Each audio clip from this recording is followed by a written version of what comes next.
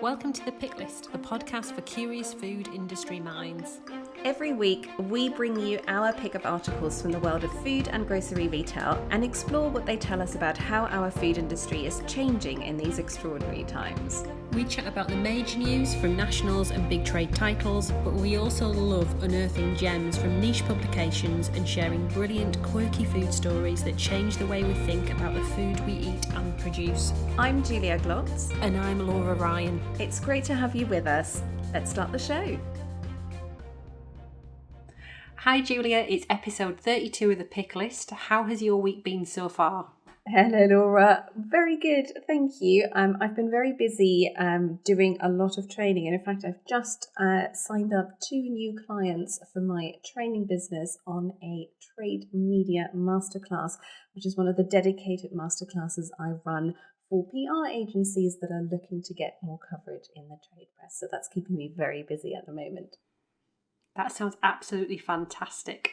I've got a busy week as well. I'm also speaking at a Women in Diplomacy event for embassies right around the world, actually, talking all about meet business women.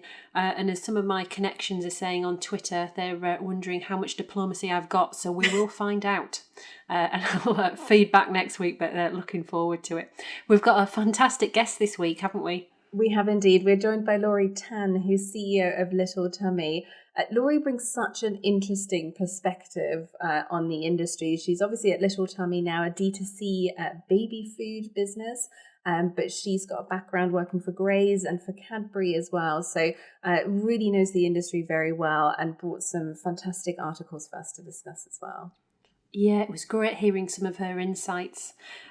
Also, we should mention we're on Instagram, so please do look us up and follow us, the Pick List podcast. We are there and we're getting a growing following, so please take a look.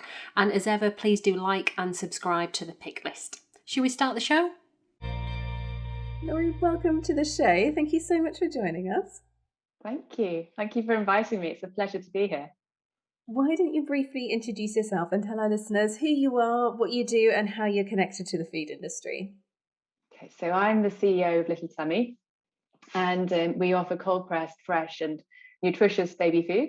We're revolutionising the baby food category, which has actually seen very little innovation since the 1930s when commercial baby food first hit the market. My background is in biochemical engineering. And my links with the food industry began with Cadbury's, working with chocolate and confectionery with stints in Bourneville, Poland, and a global role in Singapore. More recently, I've worked with Graze, and now I find myself in perhaps the most exciting and challenging role of my career, leading Little Tummy. Fantastic. And before we jump into the articles you've chosen for us, I'd just love to get you to talk a little bit more about your business and some of the challenges that you've already alluded to as well, because it's such an exciting time for food businesses, but also such a challenging time. And you are a direct-to-consumer business, aren't you? Mm-hmm. And we're hearing so much about the online boom at the moment. We're going to talk about it in a little bit more detail later as well. But just give us a taste of how did you experience this, and what are your plans now for 2021? Well, it's been an exciting adventure. I think we started out in 2019. With one manufacturer, and they were bought out, so we ended up having to move manufacturers, which culminated in a relaunch in May 2020. So we actually missed the first panic buying of the lockdown pandemic, and we still had really good sales. They were up 160% approximately, and we've had really good customer retention. So I think a healthy lifetime value to CAC ratio. So that's been really positive. And then moving into next year, we hope to list in retail. So D2C is great. It's really good for us to get customer insights, to understand what their pain points are, how to target them, and what they really want. And so we've worked really hard on improving our product, providing lots of educational content, which is something that we realized early on that they didn't have much of. And we've got Sophie, our in-house pediatrician. So that's been, really, I think especially during lockdown, parents have needed that support. So that's been great. And so, yeah, so next year we're intending to launch into retail, just distribute more widely, really, and I think work on brand awareness. So we've got some big plans, exciting plans ahead. It sounds like it. It's so interesting that you were saying that. I think there are so many businesses that have started out with a D2C model, and ultimately a lot of them then evolve into that sort of omni-channel model where they do end up with a retail presence as well. So I'll be fascinated to see what you end up doing on a retail basis. Now, as you know, the pick list is all about sharing interesting articles and finds about the food and drink industry. So I'd love to just ask you a little bit about your reading routine. How do you keep up to date with what's happening in the industry? What sort of publications do you read on a regular basis? I love keeping up to date with current affairs, both general and in the food and startup industry. So I suppose my frustration is that time inevitably is short. I tend to dip in and out of the broadsheet papers, magazines such as The Week, The Spectator, and then, of course, the food industry journals such as The Grocer, but also startup, retail, and e-commerce news platforms, so Modern Retail. We're fundraising as well, so a lot of investment pitch book, that sort of thing. So obviously a broad range, but I only have time for a selection of articles, so it's difficult. And actually, this is where the trim and the pick list come in handy. They do a lot of the work for me. So fantastic. Really Thank you for the shout out. The check's in the post. So why don't you tell us a little bit about the first article that you've chosen for us? So my first article is it's from the Financial Times, and it's on shareholders holding Tesco's to account for lack of action on the obesity crisis. Talks about how obesity has been an ongoing issue, but has been increasingly under the spotlight because of the pandemic. So the shareholders are calling on Tesco to set targets for increasing the proportion of sales of healthy products. And really, I picked this article because it's a topic which is really close to my heart. I'm passionate about the need to advocate for health and nutrition. And it seems that investors have identified that health and nutrition is a material risk for food retailers. So if the industry doesn't respond, then there's a danger that they will lose market share and profits will fall. In fact, there's a stat I read elsewhere that 85% of UK shoppers are now actively trying to improve their diet when shopping. So there's definitely a demand for healthier options. So later on in the article, Tesco mentions a focus on reformulation, making it easier for customers to make healthy choices, and increasing sales of meat alternatives. I suppose I do feel that although this article is focused on Tesco, it does have wider implications for the food industry as a whole. So as products come under greater scrutiny from both shareholders, consumers, government, policymakers. So I think we're all going to have to play our part really in promoting a healthier outcome. I was fascinated by this article, partly because I'd seen a stat earlier this week from one of the Kantar team on LinkedIn about calorie density of our shopping. I don't know if you spotted that as well, and there's basically a massive spike. And I know that's probably me buying all the biscuits, but there must be some other folks buying biscuits as well, because we want all that nice, particularly in winter, that nice calorie dense food. And it made me think about the article, whose role is it? Because you know, if you speak to a retailer, and as you're speaking to retailers at the moment, that they always say, we want to sell what consumers want, but then there's this external pressure that actually we need to be selling more nutrient food, we need to be looking at the sustainability piece. But then do you give a load of sort of square footage away to something that actually a consumer's still going to divert past and go to the biscuit aisle? And it is the key in NPD here, do you think, to make some of the solutions beyond just a nicer fixture for fruit and veg, but it's more convenient fruit and veg and it's easier for a consumer to cook at home? What's the sweet spot, do you reckon? Yeah. Well, I think there are a number of things there. I think the chocolate biscuit, or the biscuits rather, actually is, so I'd actually missed the Kantar stat, but there was an article that came out on children's yogurts, and it was highlighting the amount of sugar. And so you would have thought that a children's yogurt was healthy, but actually there's so much sugar in them. So I think there's that whole element on labelling being quite misleading. and it was comparing the yogurts to the chocolate biscuits.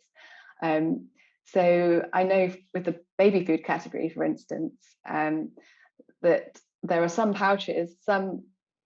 baby pouches out there that you would consider healthy. They've actually got 15 grams of sugar per 100 grams, and they might have organic, no added sugar. But actually, are they healthy? They are quite calorie dense, and that's the other thing. Sort of the whole reformulation aspect. So cutting calories, it doesn't mean it's any more nutritious. It's not, so a calorie can be empty. What I also find quite challenging in this debate, and the article, Lowri, talks about this a little bit as well, is that sort of definition of what do we mean by healthy. And as you say, it's sort of, it's not just about calorie. It's not just about sugar content even, or salt content, or fat content.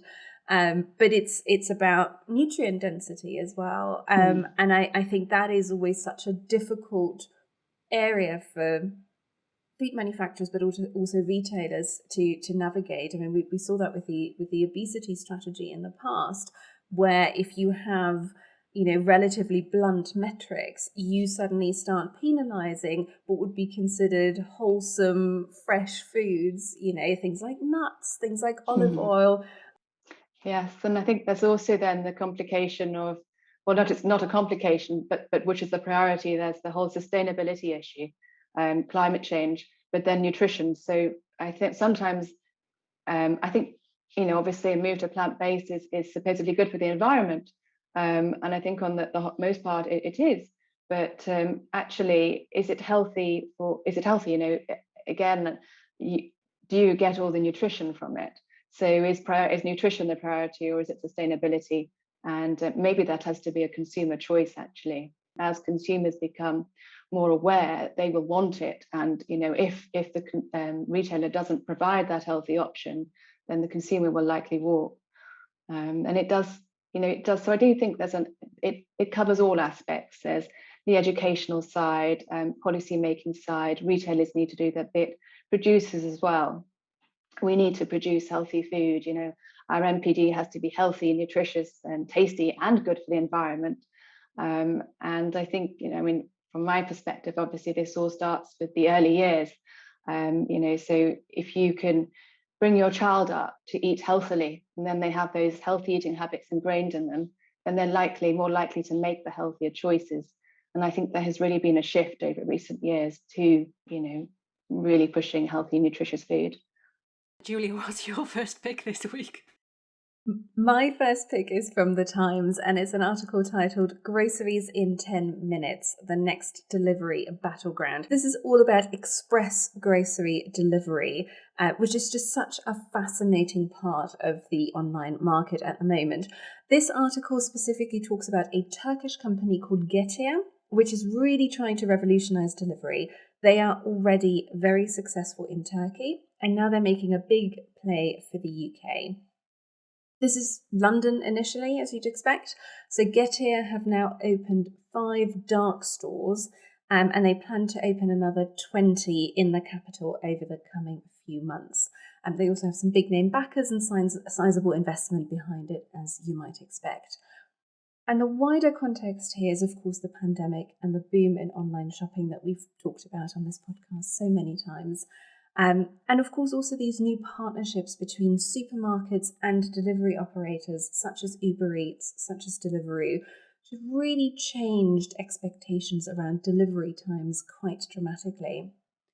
And as the article points out, pretty much all the big supermarkets have an express delivery option of some description now, Tesco actually being one of the exceptions. The article talks about the partnership between Deliveroo and Co-op, for example, where grocery orders are delivered on average within 27 minutes, which is astonishing. But then a company like Getir now wants to drive this down even further with that promise of delivery within 10 minutes.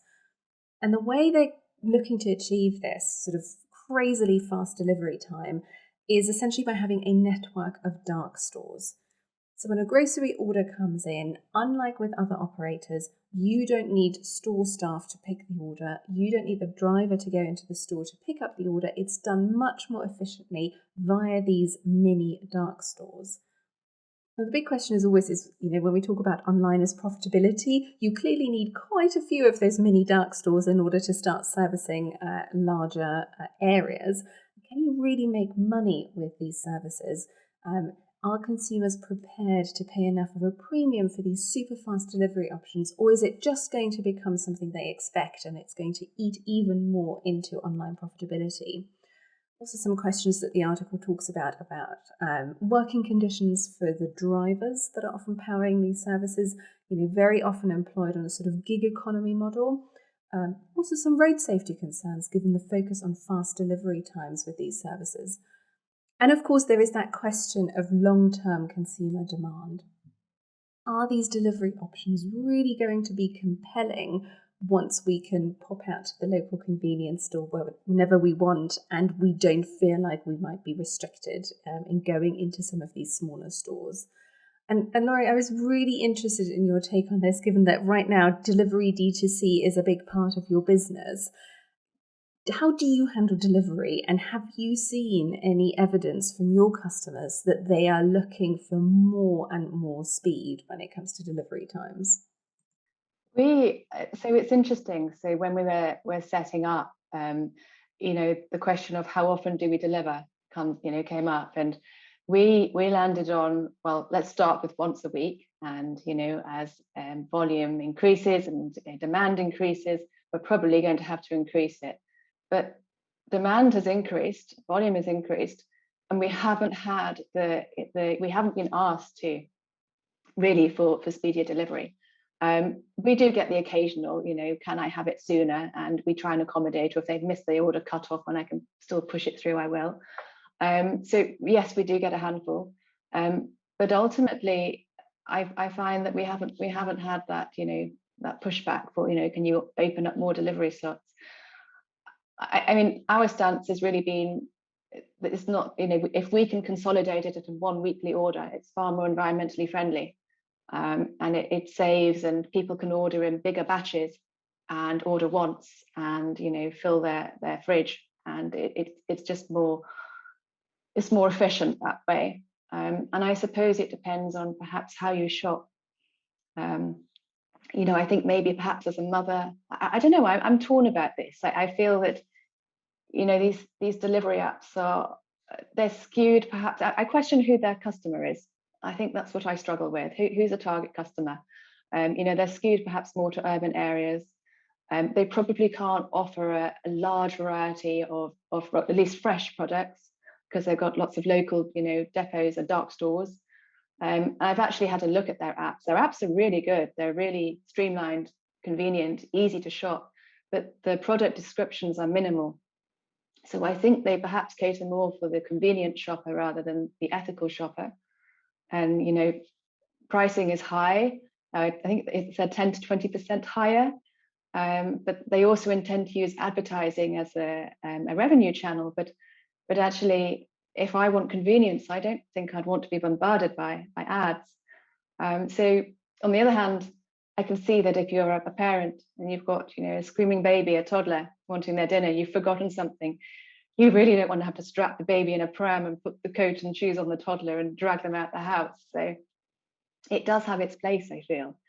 I guess it's going to be a race for survival, and to see how they innovate and how they manage to gain that market share. I think it's going to be it's really exciting to watch it play out, actually. I totally agree, and I'm really intrigued as well about who the shopper is. And as you say, for those items that you maybe forget, and speed is of the essence, but actually will it become, particularly if you're in an urban area, part of your normal psyche that I don't need to worry about what I'm going to have I'm going to be northern here, have for tea tonight, because what doesn't matter is because I can order it on the app and it'll be here in 10 minutes and then I'll cook it.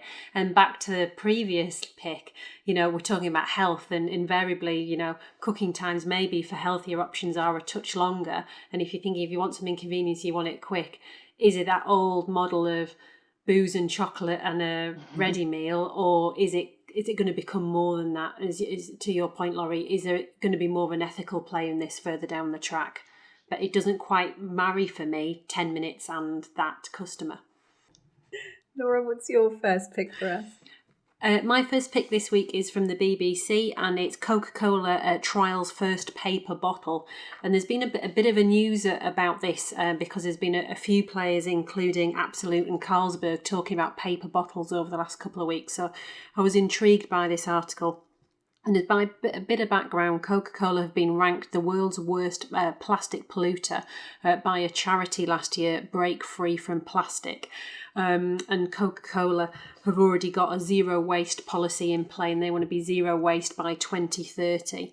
So they have the goal to eliminate plastic, and this paper bottle is part of their journey towards this. Interestingly, the article talks about this paper bottle being in trial for the last 7 years. So this isn't something that they've just switched on overnight. It's been a huge amount of NPD for them. And this product does have some plastic within it. It has a plastic liner and a plastic top, but they are moving towards hopefully a fully paper version in time. But there's a huge issue around it. It's really interesting. I hadn't thought about it. 100% of fibres not getting into the liquid, and of course you can't put liquid right next to paper. Reminds me of my GCSE science. Remembered that, and the article spells it out quite well.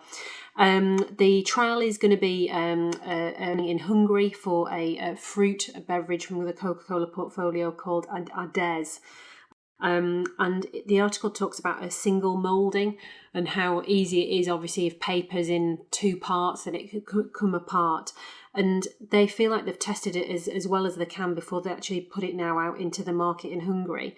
And I really like the way the article talks about the rough and tumble of logistics. And I guess you just think about walking around a supermarket and pallets getting dropped on the floor and things getting stacked, and shoppers knocking things off shelves, that they want to see actually how this performs in the real world. The article also goes on to say in the long term they're looking at a bio-based barrier for these paper bottles to replace the plastic liners, and they're going to be a plant-based coating to stop the paper liquid coming into contact. There was another quote from the article, not only from Coca-Cola, but from the Packaging Europe magazine, which I love the sound of because I am a bit of a packaging geek, so I'm going to be checking out their website later. And they call out the fact that it is a niche product, and even though packaging geeks like us are interested in it, it will take a long time to come on stream. And they also interestingly point out that plastic is embedded in terms of many countries' recycling policies. We are used to recycling plastic, so it's not always to be seen as a bad thing. And they also point out the fact that bringing another piece of packaging into play, like more paper, then pushes up the recycling requirements. And it made me think of us talking about cardboard a couple of episodes ago, that Amazon are arguably buying so much cardboard at the moment is making it hard to recycle and get it back into the supply chain to feed the D2C players. So exciting, but I think the bottom line is it's going to take a while. What are you seeing, Laurie, and are you getting, I guess, pressure from your customers about the packaging requirements and plastic in particular, because it's just so much in focus at the moment, isn't it? So we it's definitely something I keep an eye on, because we do have plastic pots, but they are recyclable. Everything we have is recyclable, and I would love to get rid of our plastic pots, perhaps replace them with compostable plastic or another material. Our difficulty is that we use high pressure processing, so it's we use pressure to extend the shelf life more naturally, and so it retains the authentic texture and flavour. And obviously we can't put anything through; it'll explode. So we've got to be quite careful with this. But we are. I mean, I have explored this, and I have been in touch with some universities actually. And I'm hoping at some point we'll be able to trial some new material. I think one of the big things here that's exciting is that Coke have been working with a packaging company. I think, if I'm correct, and maybe I hope I'm correct in this, but one of the biggest challenges is that you can have all this innovative material, but if you don't have the manufacturer who's going to help commercialize it, then that's a big challenge. The other thing that struck me about this is that it's a hybrid. At first, I read paper. Paper bottle, actually it's got plastic in. How do you recycle a hybrid? So, it's easy to recycle plastic and easy to recycle paper, perhaps separately. But how are you going to separate it? I mean, it's a good step in the right direction, but we're not quite there yet, I suppose. Lowri, what's your second pick for us? My second pick was an article from Food Navigator, and it's based on a recent City Food lecture delivered by Mel Smith, the CEO of Ocado. And she claims that the pandemic has been a catalyst for a growing move to online shopping, an area that previously had been slow to take root. So pre-COVID, online sales accounted for 7% of the total market, and now they've almost doubled to 13%, and this is expected to continue to increase. And despite the initial struggles Ocado had in meeting the increased demand, sales within Ocado have actually grown by 35%. And many Ocado customers apparently are saying they were unlikely to revert to their previous retail habits. So I think they see an efficient and smart use of technology as a driver of their success. I find this article interesting on a number of levels. I think Ocado are perhaps the retailer that is closest to their customer, and they have clearly identified a pain point with meal planning, for example. They're suggesting that they can use customers' baskets to curate recipes and ways to use up leftovers. And they talk about smart appliances, which link to it links your basket to your fridge, so that your smart fridge can then prepare your shopping list, and taking into account shelf life and consumption habits.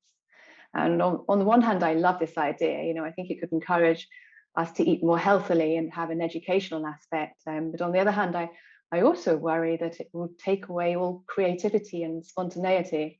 Might it become an encroachment on our freedom of choice? And so, if everything becomes about efficiency, where is the pleasure in life?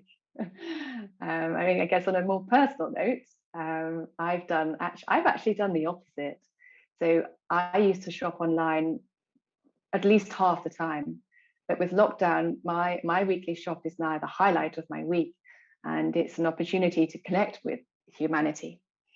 Of course, as life hopefully returns to normal and other activities come back, I'm sure I'm going to change my mind. But I do feel that the role that a retailer plays in the community is important, as a place of connection, where people can engage with each other. They often have notice boards and charitable connections. I think recently there's been a call for retailers to be a place for women in domestic violence to seek help. And perhaps this is where retailers can find more of a point of differentiation. So it's certainly an ambitious program, and I love how they are so data driven and use this to create value and to tailor the customer experience. So I think it's going to be fascinating to see how Ocado continues to innovate and how retail will evolve in the future. It's brilliant to hear, and I love the fact it's a treat to go out to the supermarket, because I'm probably in that same boat now. Whereas we've previously spoken about on the show, running the gauntlet and just getting in as quick as you can and escaping. But now I guess we're so used to the lockdown situation that it is almost a treat. So much so I do see other people probably using it as a bit of a day trip out, particularly when they're, as a couple with kids with them, and it does drive me a bit nuts. I'm like, this is my quiet time, and should be shopping alone and just relaxing. But yeah, cool. In terms of Mel, I was fortunate enough to watch the City Food lecture, and I totally agree with what was covered in the article. There was some interesting points, and it was fascinating to see behind the scenes of their logistics as well.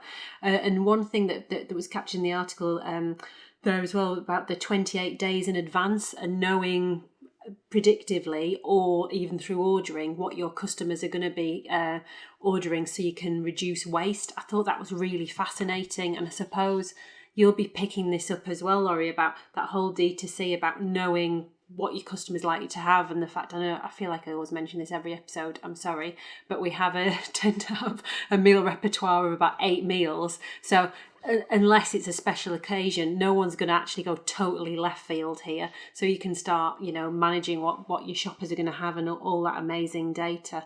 So yeah, and you're right, that whole smart tech piece. I probably am the sort of person that does need to be told what I could do with those leftovers, but I don't think I would like it. So, I like the idea of spontaneity, but yeah, it would be really helpful if it would tell me what to do with that jar of pesto that's probably rotting in the back of the fridge. What did you think, Julia? Because I know you watched City Food Lecture as well. I did, yeah. For me, it was the piece around using data to help consumers plan meals and sort of make smarter choices about food.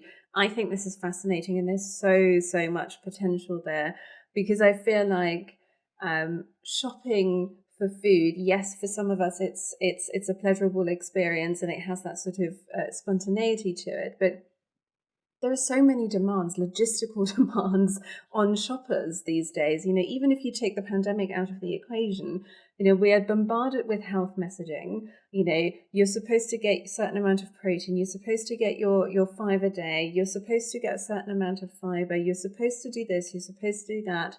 And if you are doing the shopping, if you're trying to plan a shopping list, a weekly shop for a family, and you are trying to do your best on the health front, you're trying to meet a certain budget, you're trying to cater to people's different dietary choices. If one child's gone vegan and another one has, gluten intolerance and whatnot, this is a nightmare.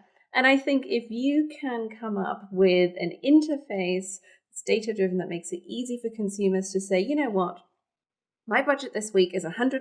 I need to feed this many people. I need to get this many meals out of this. And at the end of it, I want to have ticked all the various boxes. I want to make sure I've mainly bought free-range products or British source products. And I want to make sure that all my family are meeting various sort of health goals that we're trying to set for them. And I need it to be optimized so I don't end up with loads of food waste.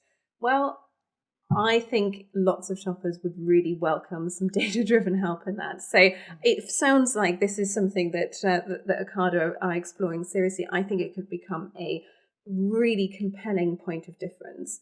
And I also think that if it's not the big supermarkets or the big retailers doing this, someone like Amazon will, or someone like Google will. So it's probably a good idea for them to start figuring this out. So yeah, I was very excited about that. I think it's got a lot of potential.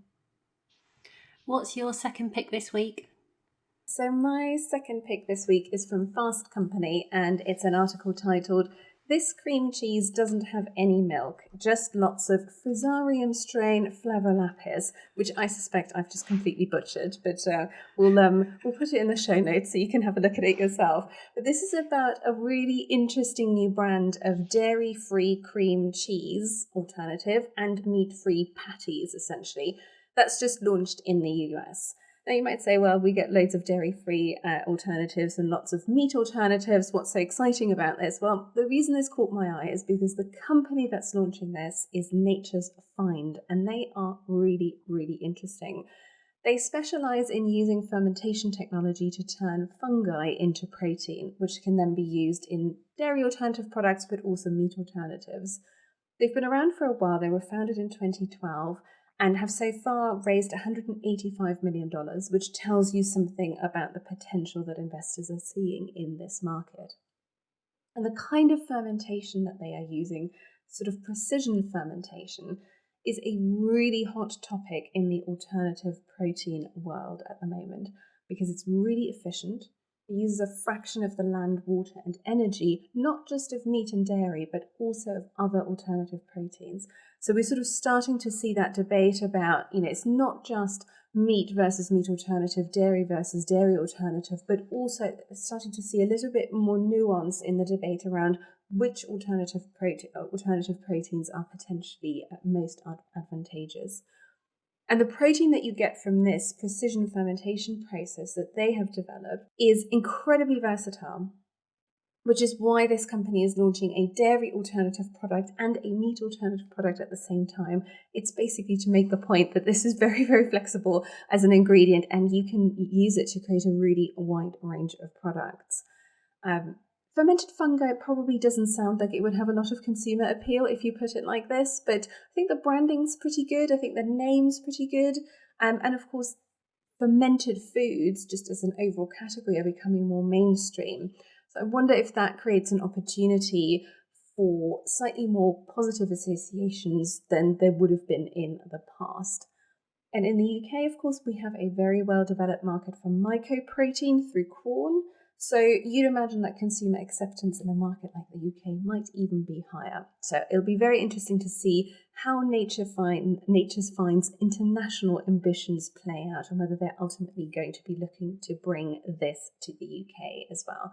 But yes, fermentation in the context of alternative proteins, really interesting, and really, really interesting to see this company, which has been working on its NPD for a very long time, now coming to market with its first commercial products. Lowri, what did you make of it? I think it's fascinating. I think it's a big positive that it's so adaptable. This fungus, and it's not. I find it's not actually, it's not a meat. It's not dairy. It's not a plant either. It's its own kingdom. It's a fungus, and it's natural. It's a natural organism that hasn't been tweaked in a lab. Such as you get the lab grown meat, and it comes directly from nature. And I think people are perhaps a little uneasy about maybe eating technology such as the lab grown meats, but because this is natural, I actually think that it's likely to take off. I mean, it's a mushroom is a fungus as well, I believe. So I don't think it's actually as far out as it comes across in the beginning. And I think for innovation, it's great because it's neutral.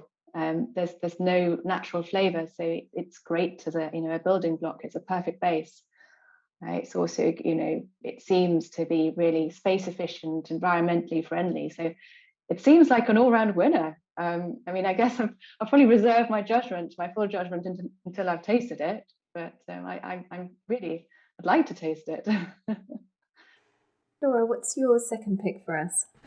My second pick is from the grocer, and it's Weetabix sales surge following baked beans social media post. I don't know if either of you saw this last week, but I was absolutely loving it. So this was a tweet by Weetabix, and they've been going through a series of saying what you could match Weetabix with. So prior to this tweet, there was talking about matching Weetabix with Marmite and Alpro, but this one was focused on baked beans, and it was their tweet said, "Why should bread have all the fun when there's Weetabix serving up with at Heinz beans on Bix for breakfast with a twist?" And there's a photo underneath with a couple of dry Weetabix and some baked beans on top. Well, as a result, their sales have surged up 15% in Sainsbury's alone, said the brand, after the divisive post showing the cereal bars slathered in baked beans went viral. And when we say went viral, boy did it. So the tweet racked up over 1 billion views, becoming the number one trending topic on Twitter. It does make me feel, is this how sad our life is? And we've got nothing else going on, and we've just found something really, really niche about food on Twitter, sparking headlines in national newspapers. Other big food and drink brands joined the fray, including Nando's asking, "You okay, hun?" And this was another piece that I really liked in this story, that brands and other official Twitter accounts jumped on the back of this. We had Tesco saying illegal combination in the bagging area, JS saying beans have no authority at all. A nice little nod to Jackie Weaver. And even the NHS jumped in on their official account saying that tweet should come with a health warning.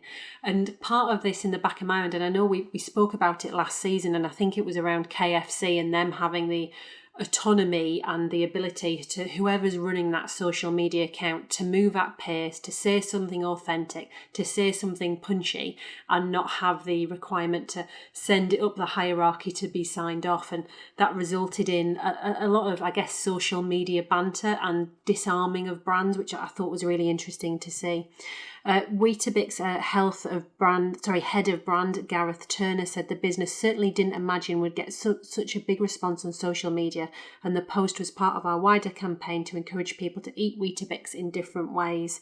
And then Heinz, because obviously they probably didn't actually see this coming in such a big way, said they certainly gained a lot of positive attention from the tweet, and as a result even Sainsbury's has merchandised Weetabix and Heinz together for Valentine's Day in one of their stores, dubbing the duo a love story of the year. Lowri, what do you make of this and social media? What do you see working well for some of these food brands and some not? Do you see some that are a bit too stilted still and too corporate, or are some of these major players and SMEs who do it really well becoming a bit more in tune, realising you can need to speak to your audience as a friend really rather than from a place of authority?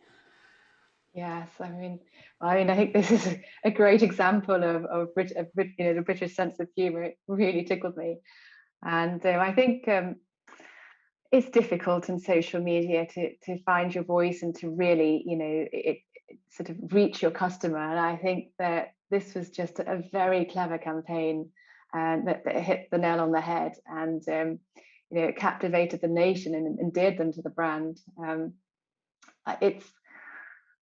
I don't think social media needs to be authoritative. I think, you can be maybe friendly. I guess it depends on your audience so much, and what sort of they like. So for us, for example, we know that our customers want more content, educational content, and they don't want to be made to feel guilty, and they want reassurance. And so we have that sort of approach more, and it does just come naturally in a way. And I think it's more about finding your natural voice as a brand, perhaps.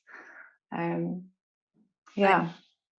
think that's such a key point, isn't it? Because I was interested to see that I think in some of the marketing press, this incident obviously got a lot of headlines as well. And I think someone talked about this being an example of branter, as in brand banter, which I love that. Made me throw up a little bit in my mouth. You would hate it. I love that.